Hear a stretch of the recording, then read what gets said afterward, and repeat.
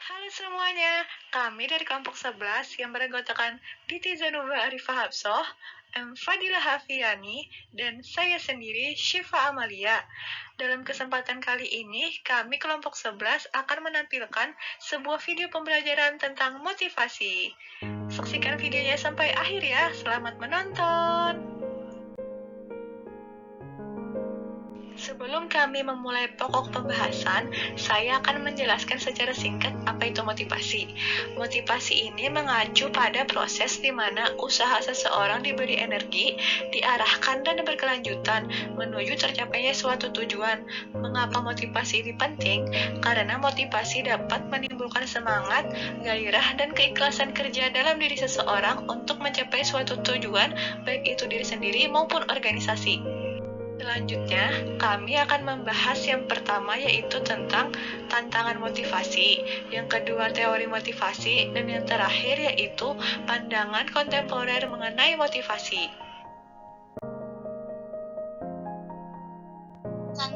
Tantangan motivasi.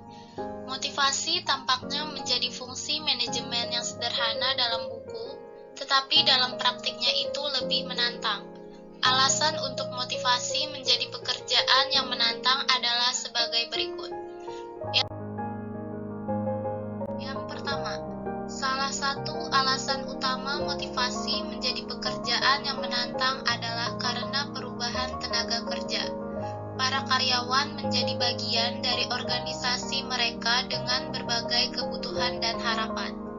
Karyawan yang berbeda memiliki keyakinan, sikap, nilai, latar belakang, dan pemikiran yang berbeda.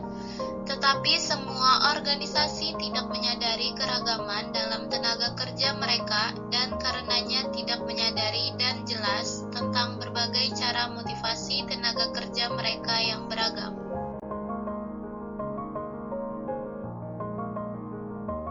Motif karyawan tidak terlihat. Motif karyawan tidak dapat dilihat, mereka hanya dapat dianggap.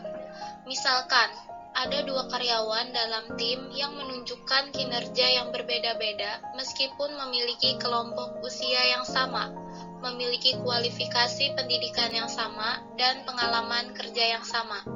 Alasan mengapa apa yang memotivasi seorang karyawan mungkin tidak tampak memotivasi orang lain. Yang ketiga, perubahan hierarki. Motivasi karyawan menjadi tantangan terutama ketika organisasi telah banyak mengubah peran pekerjaan karyawan, atau telah mengurangi tingkat hierarki, atau telah membuang sejumlah besar karyawan atas nama penurunan kemampuan atau kemampuan yang tepat. Perusahaan-perusahaan tertentu telah memilih untuk merekrut dan memecat serta membayar untuk strategi kinerja yang hampir menghentikan upaya motivasi. Strategi-strategi ini tidak berhasil membuat individu melampaui batas dirinya.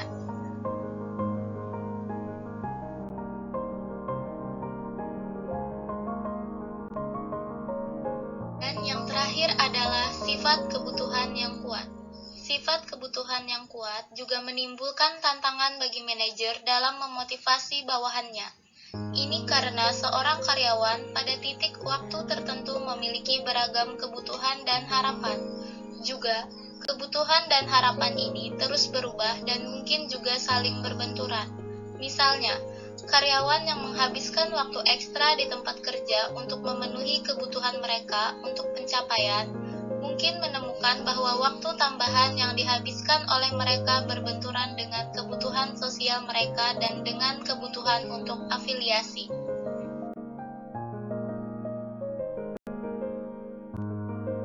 Dua, teori motivasi. Berikut beberapa macam teori motivasi.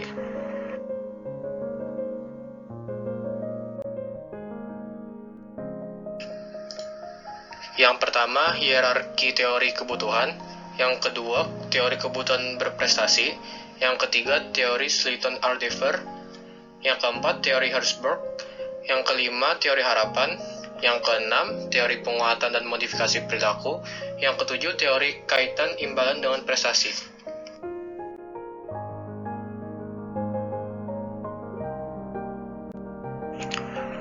Hierarki teori kebutuhan. Dasar dari teori ini adalah, satu, manusia adalah makhluk yang berkeinginan. Dia selalu menginginkan lebih.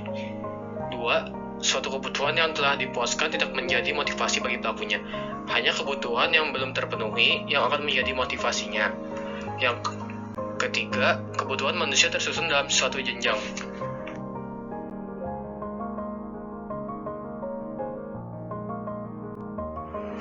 Teori kebutuhan berprestasi. Kebutuhan untuk berprestasi adalah keinginan untuk melakukan tugas atau pekerjaan yang sulit. Lalu, tiga motivasi yang paling menentukan tingkah laku manusia yaitu achievement motivation, affiliation motivation, dan power motivation.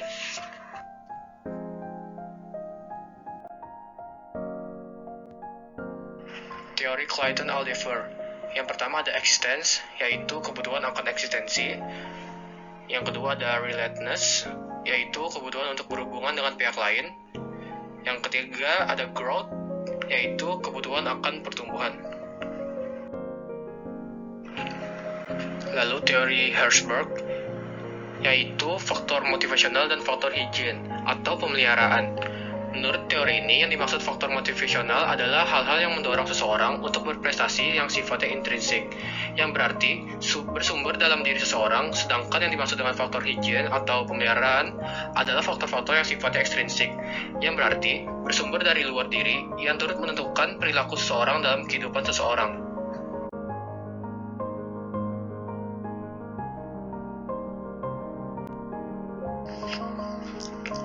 Teori harapan,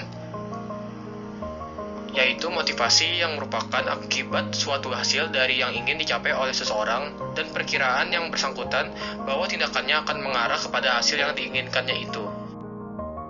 Setelah itu ada teori penguatan dan modifikasi perilaku, yaitu hukum pengaruh yang menyatakan bahwa manusia cenderung untuk mengulangi perilaku yang mempunyai konsekuensi yang menguntungkan dirinya dan mengelakkan perilaku yang mengakibatkan timbulnya konsekuensi yang merugikan.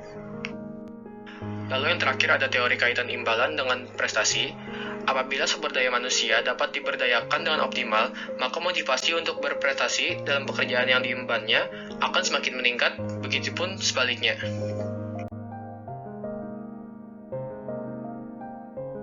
Pokok pembahasan ketiga. Pandangan kontemporer mengenai motivasi. Pendekatan-pendekatan motivasi menurut pandangan kontemporer ini didasari oleh teori-teori yang didukung oleh penelitian. Dalam beberapa tahun terakhir, para pemimpin perusahaan sudah mengkaji sejumlah model lain yang mengambil pandangan lebih dinamis dari motivasi.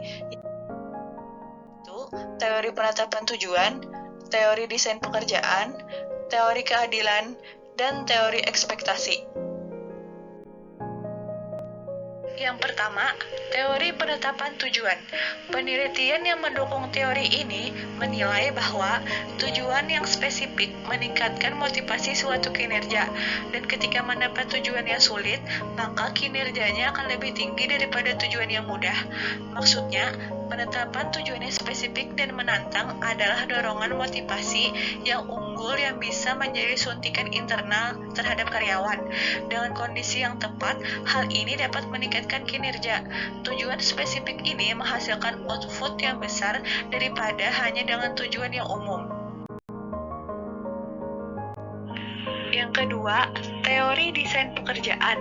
Seorang manajer perlu mendesain pekerjaan dengan mempertimbangkan perubahan lingkungan, teknologi organisasi, serta keterampilan, kemampuan, dan preferensi karyawan. Berikut ini adalah cara manajer untuk dapat merancang pekerjaan yang memotivasi karyawannya. Yang pertama yaitu dengan pemekaran pekerjaan. Perluasan pekerjaan secara horizontal melalui penambahan lingkup pekerjaan. Sejumlah tugas yang berbeda yang diperlukan dalam suatu pekerjaan dan frekuensi pengulangan tugas tersebut. Yang kedua, pengayaan pekerjaan. Perluasan pekerjaan secara vertikal dengan cara menambah tanggung jawab perencanaan dan evaluasi yang dapat meningkatkan kedalaman pekerjaan. Karyawan memiliki kendali atas pekerjaan mereka. Yang terakhir yaitu dengan model karakteristik pekerjaan. Model karakteristik pekerjaan mengungkapkan bahwa para karyawan akan merasa termotivasi saat mereka mengetahui hasil dari umpan balik bahwa mereka secara pribadi mendapat tanggung jawab dari otonomi pekerjaan, melaksanakan dengan benar tugas-tugas yang mereka perhatikan, mengalami kebermaknaan melalui keberagaman keterampilan, identitas tugas, atau signifikasi tugas.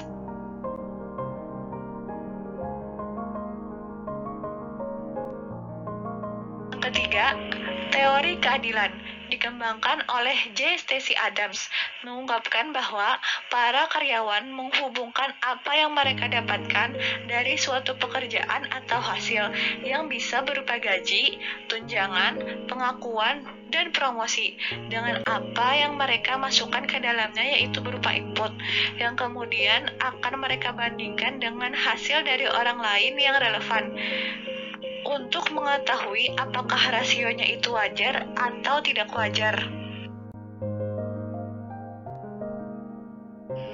Yang terakhir, teori ekspektasi. Teori ini dikembangkan oleh Viktor Fromm yang menyatakan bahwa seorang individu cenderung bertindak dengan cara tertentu dengan harapan tindakan itu akan diikuti oleh suatu hasil tertentu dan pada daya tarik hasil tersebut bagi individu. Teori ini terbagi 3 variabel.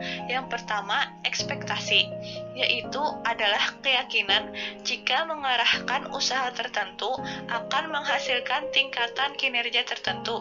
Yang kedua, instrumentalitas adalah kepercayaan bahwa memberikan kinerja pada tingkat tertentu adalah alat yang dibutuhkan untuk mencapai hasil yang diinginkan. Yang ketiga, valensi. Pentingnya individu menempatkan hasil atau imbalan potensial yang dapat dicapai dari suatu pekerjaan. Itu dia video pembelajaran dari kelompok 11. Semoga kalian dapat memahaminya dan sampai jumpa lagi.